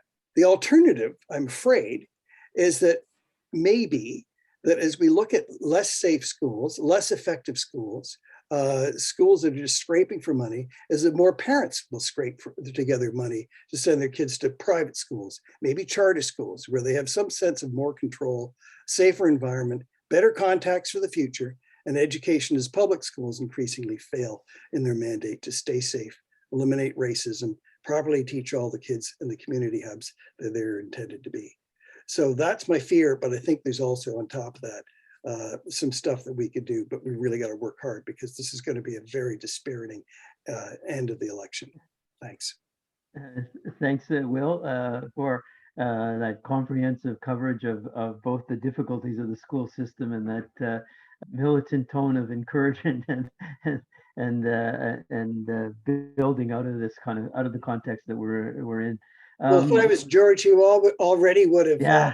Got half of the people, all of the people here would already have jobs. Yeah. Yes, when you mentioned his name, I was thinking that exactly.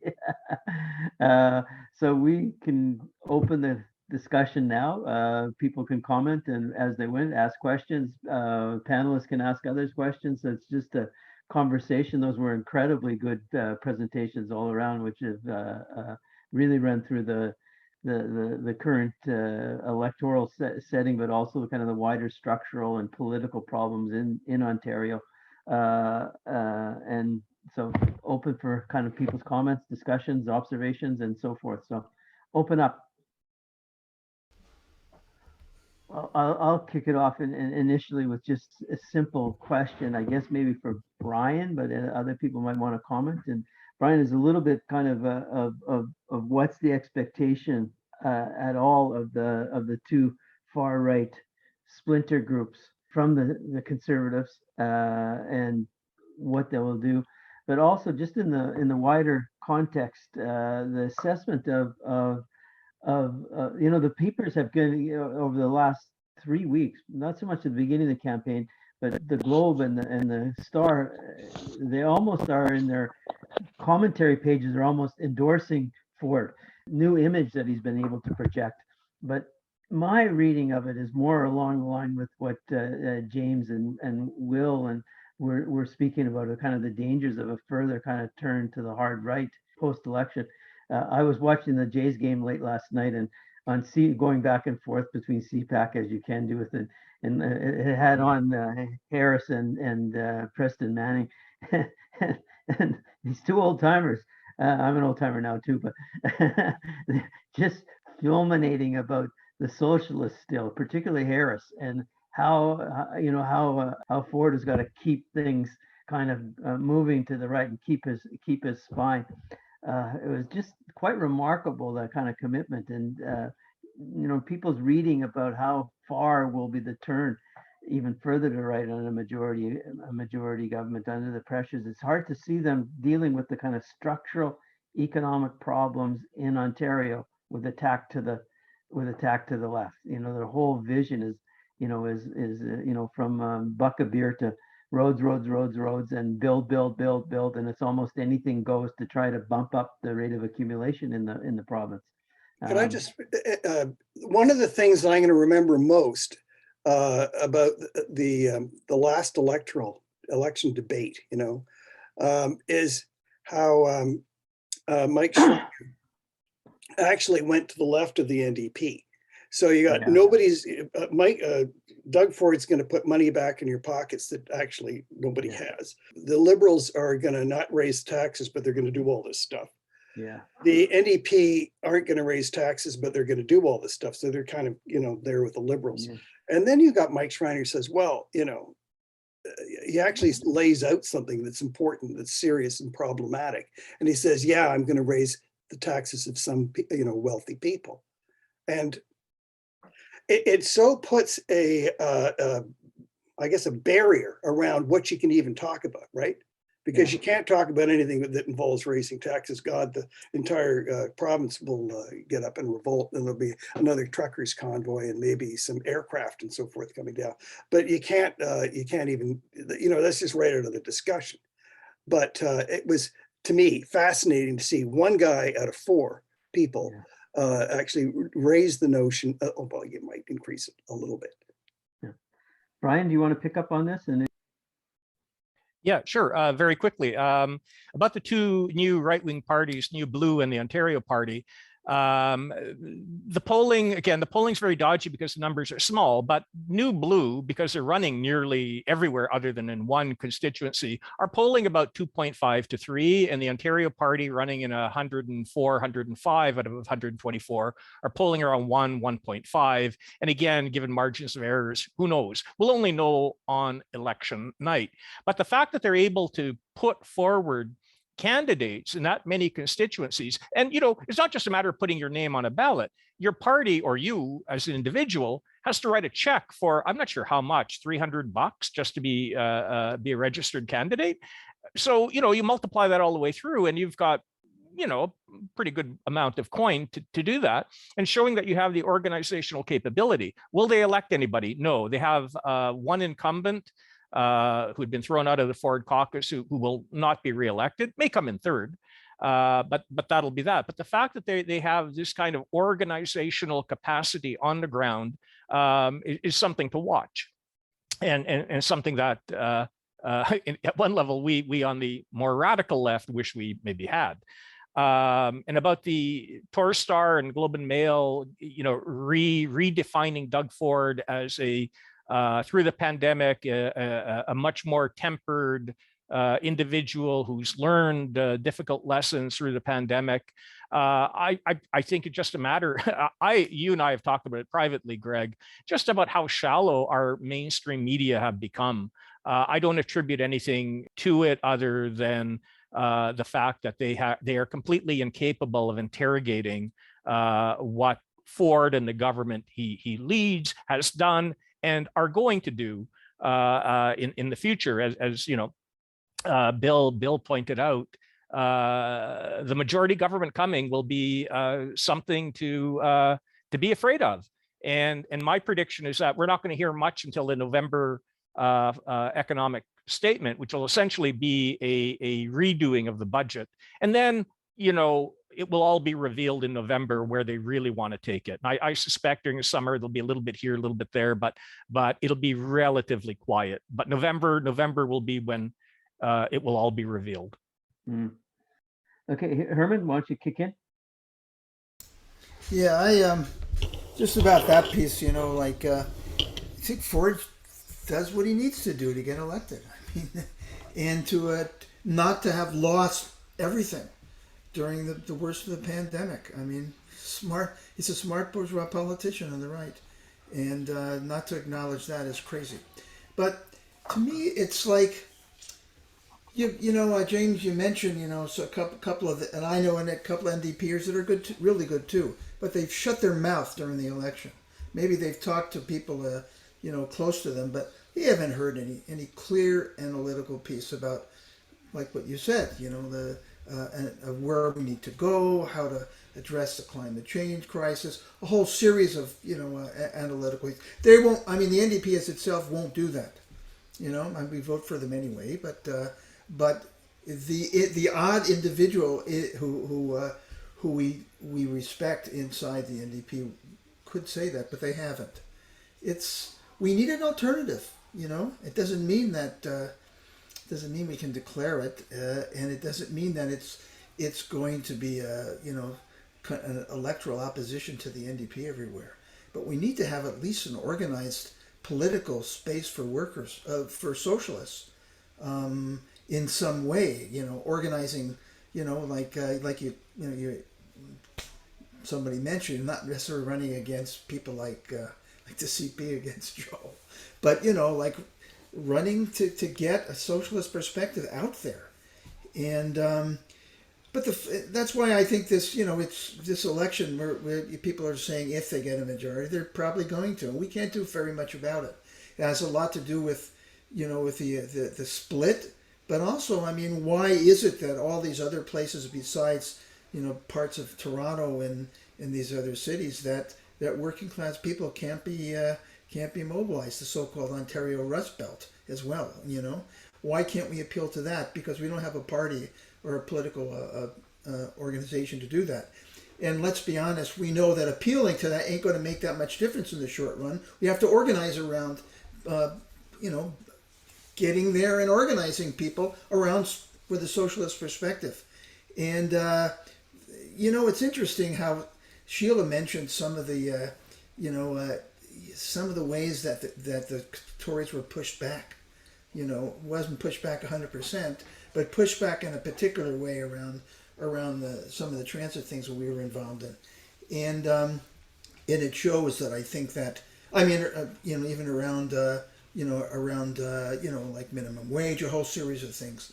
It's pissy what they're doing, and but we can organize around those things, and we can build politics. But organizing around it's critical, but also building a politics around it and developing socialists in the process. It may take a long time. I think it would take a lot longer to build a socialist movement than what we necessarily have to do to push back around climate change. I would look at those changes, but I think that it's hard to see that even around things like movements around climate change, until that's tied to an anti-capitalist perspective, it's hard to see where it's going to go. Although we would all be willing to, we'll all see, I think, that youth-led, those student strikes, a whole series of those kind of things coming back, just as we're seeing it's just a whisper of it, that there's some left movement in some labor unions, in terms of the election of, JP&OS, APSU, the elections in the ETT, one of our left friends and colleagues, could get elected president of Local 222, a more progressive voice in Unifor. Anyway, just comments. Herman's picking up in a way also what Will was speaking about and Shelagh from different angles, but it was also kind of the difficulty still of piecing together an anti-neoliberal bloc. Never mind the next stage as well. We're stuttering at that stage itself in Ontario. So James and Shelagh, maybe you want to pick up on some of Herman's comments? Yeah, sure. I'll just quickly say before hearing from other people that I think that's quite spot on. And I think, I'm incredibly pessimistic about the NDP and any possibility for change to come from within it now. I like to joke that I've become a bit of an accelerationist, but just for the NDP. And I think, as pessimistic as I am with the ONDP or the NDP overall, I think it's probably almost matched with Labour, with the sheer untapped potential and the constraint placed on it. And I think what happens in electoral politics will follow what happens with the working class, and unions as the most prominent organized formation of the working class is where that is. But at every kind of avenue, it's cut off and constrained. And I think, how do I choose my words carefully here? I think for the most part, the leadership is they lack any sort of vision. There's no socialist politics. And they're going to limit class struggle. And we can talk about the failings of individual leaders like Jerry Dias and others, but ultimately it's a structural condition. The people who rise to the top and who be able to make it there, they have to evoke or commit to a certain perspective and ideology. Lena Payne, when she replaces Jerry Dias, will not be any different, hopefully less corrupt, but it'll still be the same Unifor model. And I think Unifor and others have eked out some gains under neoliberalism by partnering with corporations to demand subsidies from government, then increase jobs, and then they reward them by either strategic voting or volunteering. In Unifor's case, endorsing Liberals over their own members in the past federal election. And so, what do you do with that? I think the only real chance of before we start a socialist party, we need the organized working class, and to do that, we have to go into unions. You need an organization. But it kind of like every avenue into unions, it's constrained by the internal politics, the leaders, all of it. It's quite dire. I think, yeah, and I think it's not surprising that Leuna and IBW, the Construction Council, endorsed Ford, because it's, you know, it's a short-term gain. Why not? You know, there's nothing else really on offer that much. So I think, yeah, I think there's also, just throw it in there too, you know, you look at the betrayal of workers that's coming out under this collaborationist model with UFCW, United Food and Commercial Workers, and Unifor, selling out gig workers, like with CUPW and the Gig Workers United or the Foodora Uber driver. So yeah, I think the challenge is really like, how do we retake the unions or transform them or develop new formations for workers? Good. So maybe Errol, the next, maybe Albert would pop up and tell us what's been happening a little bit in the healthcare sector and the Ontario Health Coalition struggles. If you get a chance, that would be great to hear from you. Kind of, you've been so active in that. And then we also have what will. So Errol, go ahead. Okay. Well, I hope you can hear me. Okay. Well, this is a very depressing meeting. I voted yesterday. And it strikes me that's very much like buying a lottery ticket. You know, you buy a lottery ticket, your hopes go up, right? So I voted NDP, what the hell, that's all I had. And you guys are telling me, and I also knew, that Ford's going to win and he's going to be worse than he has been over the last 4 years. That's going to be devastating for my community. Anyways, that's the other aspect of this meeting is I've heard no way forward in the meeting. We need a new party. Sure, we need a new party. But no one here is starting one. No one here really knows how to. And the little actions that organizations like JFAP have done to slow down some neoliberalist crap in our community, that won't do it. That's good stuff to work on, but that won't do it. So anyways, that's what I'm going away with this meeting. I'm sorry to say, but you know, it's good to hear from various sectors so that I have some ammunition when I open my mouth. I think we're partly expressing the sentiment that's been out there in the public. Whenever I've talked to anybody in my classrooms, will have, you know, which we're having, you know, 30 perspectives among 30 students in them. We're kind of already before the election started. We're already depressed about. There's only one more thing I want to say. Yeah, we had a very frightening year last year with January 6th in the United States and the truckers' convoy. Yeah. We are not far away from a full-fledged fascist state, and that shakes things up. That really does. Yeah. And so what we are doing could be very vital if we were only effective. Yeah. Okay, you didn't turn us away from depressing thoughts, though. Good. That's what I wanted. You depress me, and I'll depress you. Damn it. Maybe Albert will tell us some of the good things that's been happening with the OHC, or how the campaign, that they have put a lot of effort in the campaign, and Albert's been very, very active as a nurse in the work. So Albert, if you would, it would be great to hear some of your thoughts. Sure. Thank you very much for inviting me to speak. Yeah, the Health Coalition campaign has been very extensive. Actually, it's been ongoing through the pandemic and the crisis in long-term care. There have been, I don't know how many press conferences. Prior to even January, there were press conferences on the rollout of long-term care beds to the private sector, in spite of what we know happened there. The negligence of the private for-profit homes, and I would say also the negligence of the ministry in not doing everything they could, in spite of promising to, back in May of, I guess, 2020, when the military went in and they found all of these things that were happening in the homes, and Ford cried on television a few days later and said he, construct an iron ring, and then proceeded to make it harder for families to sue the homes, and canceled random inspections, and then more recently, of course, started issuing most of the new licenses to the for-profit sector, and we know the reasons for that. We know the incestuous relationship between the Ford government and the private for-profit homes, but James went over a lot of this really well. And then after January, there was a Health Coalition Assembly, and perhaps some of you were there. And a plan was rolled out, and I think it was an excellent plan, that all local coalitions would do local press conferences, both to announce a campaign of trying to raise visibility, which is a problem, right? Probably one of the most important problems, even just to try to get some of the social services restored to a level that would equal the level provided in other provinces in Canada, let alone do anything radical. And so there were 20 press conferences announced and carried through various regions of the province. And then again, there were summit conferences again, where the media was invited to participate.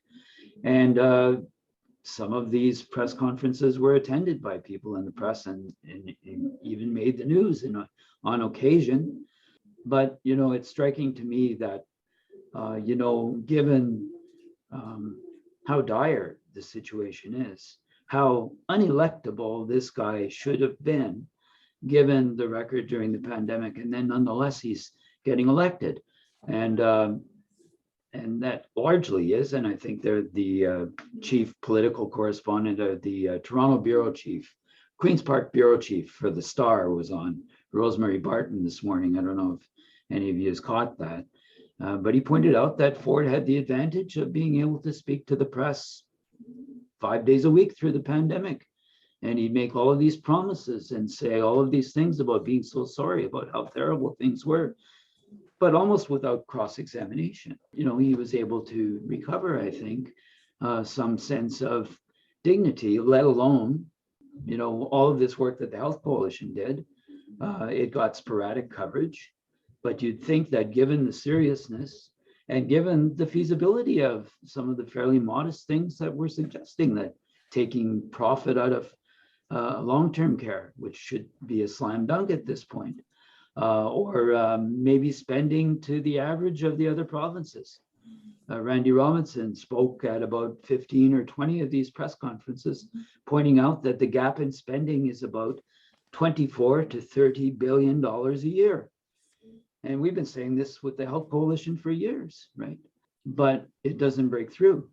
And it's not covered, not to the extent that's commensurate with the problem. And so people, I think, are functioning at a level of very seriously diminished expectations about what's possible. And I think that goes a long way to explaining it.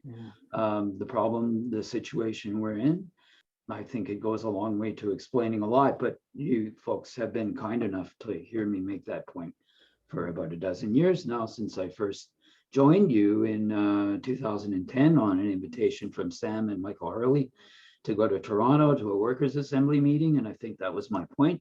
I mean, at the time, this was the first time that I knew anything of your group and all of the fine people that do all of this hard work that most people know nothing about.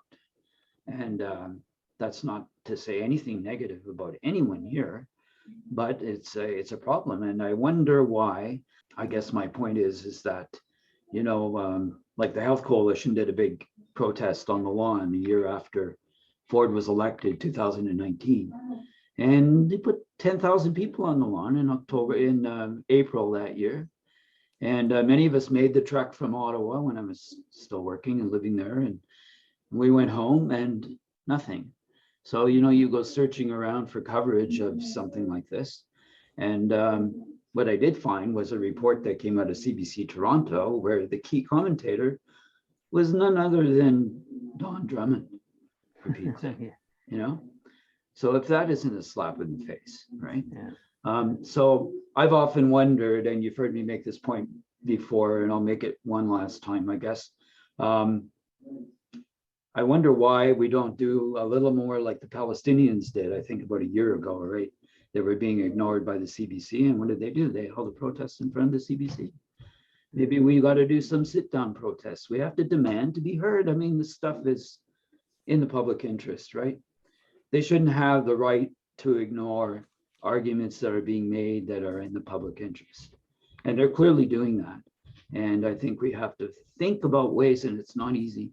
Kevin Scarrett, I think it was, that said to me in a discussion we had a few years ago, reforming and democratizing the media is probably not much smaller a problem than starting the revolution in the first place, right?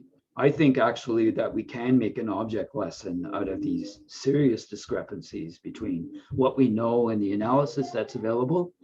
And, the Real News does a good job of this. The Real News, for one example, was one of the reasons why, and you can blame them if it's been a problem, one of the reasons why I know about you folks, and I've been taking part from time to time in the work that you've been doing, because it was, analysis that, as a layperson outside of academia, that I knew nothing about until fairly late in my life.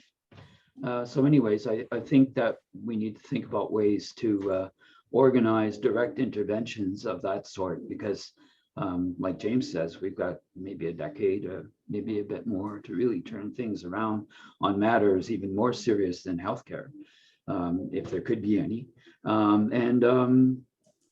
We've got to start to make a shift. We just don't have time for a long organizational project. That's I think that's doable if we could just persuade enough people to partake of such a venture. And by the way, Herman, my curt remark or retort to your remarks about Andrea Horvath's failure during the debate the other night, I'll just have you know that I was in the car and I was answering on my cell phone by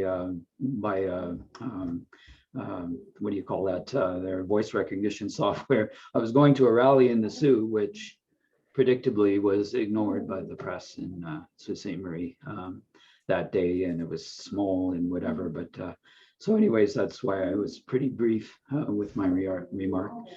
But I meant it from the bottom of my heart. All the best. Perfect. To you. Thanks for the report on the. Good to see you, by the way. Yeah, thanks for the report on the Health Coalition work, and we'll hear from Sam, and then go around to everybody for a 1 minute comment to kind of wrap up. The only point I'll wrap up for myself now is this problem that we've been dealing with. Bryan and I, in our academic day jobs, described the developments in Ontario as moving to, in mimicking one nation Toryism to one province politics, encompassing the entire political scene, and all parties speaking in that almost variations of the same voice. And underneath is these structural divisions of class and other social inequalities and the provisioning deterioration in the province, but held together. And to his credit, and what the papers were picking up is that Ford, to some extent, is the bearer of that one province politics at the moment. Sam, and then I'll turn to everybody in turn. Will had his hand up first, so I'll turn him for one minute each to say the final comments, and we'll wrap up. Go ahead, Sam. Yeah, I was really just trying to listen because it's before the election, and it seems that after the election, we're going to have some serious discussions about what we do. I want to make 3 or 4 points. One is that this isn't just happening in terms of Ford, it's happening around the world in terms of the failure of the left to intervene. And we have to remember that there's something really powerful going on. And part of it gets to what Albert is saying. If people don't see that there's structures that they can work through and change things, they're going to be fatalistic. And they're going to have lower expectations because there's no reason to have higher expectations. There's no way to achieve them. We just have to understand how profound the defeat has been. And when I say that, I mean in the labor movement, but I also mean on the left. We have to kind of stop worrying so much about the failures of the NDP. We know that. We have to stop worrying so much about the media. The media is not going to lead the revolution. We have to actually build a kind of base that can disrupt, not just disrupt the media, but can be disruptive. And we're not there. And in terms of what Herman was saying, I think the kind of discussion we need to have is if we're not in a position to start a new party, which we aren't, what are the actual steps that would have to be taken? Some number of steps over time that get us closer to making that a possibility. And I think that's the kind of discussion we need to have concretely, rather than waiting for a party to emerge or thinking it'll just emerge. And that's really crucial. And as James said, fundamental is engaging the working class. We keep talking about the working class, but we are so isolated from the working class in general. And this is what we have to discuss after the election. I guess this discussion kind of held that in abeyance until we see what actually happens. We can just kind of discuss it generally now. But I'm hoping that after the election, those are the kinds of discussions we really start having. So we can go around for people to have 1 minute closing comments, just to wrap up their contributions if they want. So kick ahead, Bryan. Sure. Okay, thank you. So quickly, one little factoid I left out, which is linking to maybe a general concluding comment. Among the countries composing the Organization for Economic Cooperation and Development, Canada has the most rapidly growing rate of inequality, coupled with the fastest declining rate of voter participation of any country in the OECD. That's about 38 countries, including countries like Canada, in Europe, obviously the United States, Japan, et cetera, but we're out in front. And to comments made about a new party, and I appreciate the practical issues, the time issues, but without some kind of organizational entity which can bring together the individuals, the organizations, to begin developing the kind of action plan and program and organizational capacity to build the kind of politics and political identity. It could be class identity, of course, but beyond that, I'm not at all convinced that we can go beyond much than what we're doing and having these, like little battles, some of which we win. And, the Ontario Health Coalition, the comments made, brilliant, absolutely brilliant campaigning, but to a large degree, not entirely, but to a large degree, overshadowed, overlooked. So we need to go way beyond that. And it's a long-term process, and we don't have a lot of time. So what, Leo Panich called it the impasse of working class politics. And he called it that how long ago? A generation ago, practically. And here we are. So beyond me. Shelagh, do you want to offer any less comments? There you go. Sure. I did want to pick up a little bit on what Albert and Errol said. I mean, Errol, I think the work that JFAP does is so important. And but it's hard not to be kind of depressed and cynical, and people are cynical for a reason, because we aren't making the big gains that we need to make. And I know that thinking about the potential majority coming up, it was just shock and awe the first year of the Ford government, right? So it's not very optimistic, and it is hard to be honest about where we're failing, because we're all in the business of inspiring people, trying to recruit people to our organizations, and we do need to celebrate our wins, because we have had wins. We need to resist and fight back, because we do win. But it just reminded me, I wanted to just leave a comment in the chat of an article I read in The Breach with Hassan, who coordinates Migrant Workers Alliance for Change, and just about that idea that our fights are not enough. But we aren't, when we don't succeed, we're not using that to kind of raise political consciousness about what would it take then to win. So I'll just leave that little article to follow up on. Perfect. Thanks so much, Sheila, for your comments there and your contribution today. James? Thanks. Yeah, I don't have too much more to say. Just to follow up on the point, I think, I'm sympathetic to the temptation to start a new party, as well as like the general frustration with the state of things, and it's tough. For a long time, I spent a lot of effort into the NDP and the ONDP because I felt there was it was a vehicle for revolutionary politics, but because I felt that if there was an organization of sufficient mettle and coordination, that they could do sort of like surgical incisions, I should say, into the NDP to pull out a lot of the people who, for lack of a better option, kind of drift into the orbit of the NDP. There's many people across the country, especially outside of the large cities, where the NDP is the furthest left thing they come into contact with. And many have like nothing to tie them into left politics beyond that. And I think there's still potential in that, but I don't see any organization to do that well. And so I think, then there's a question of who are we actually organizing into a base? And Is it the workers, and then along which industries? How strategic are they? Those kind of thorny questions that Sam was alluding to.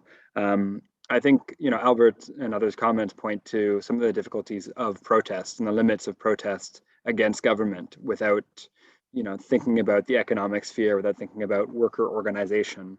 As someone who's been quite involved in a number of social movements, I think my generation and those younger than me are still quite swept up with this sort of protest politics where you respond, you mobilize, and you get out in the streets, but you're not fundamentally building beyond that. There's a lingering aversion to organization that I think we need to overcome. The question is, of course, how. And then finally, around trade unions, I think I am most encouraged and energized by the current challenges to leadership, some people trying to shake it up. I will say, though, that leadership is not enough. I think the whole regime of labor laws that we live under right now are designed to curtail and limit worker militancy and any sort of revolutionary politics. So leadership helps confront that, but ultimately we're going to need to go beyond that and smash it, whether it's defying back to work legislation, whether it's organizing in new ways or something like that.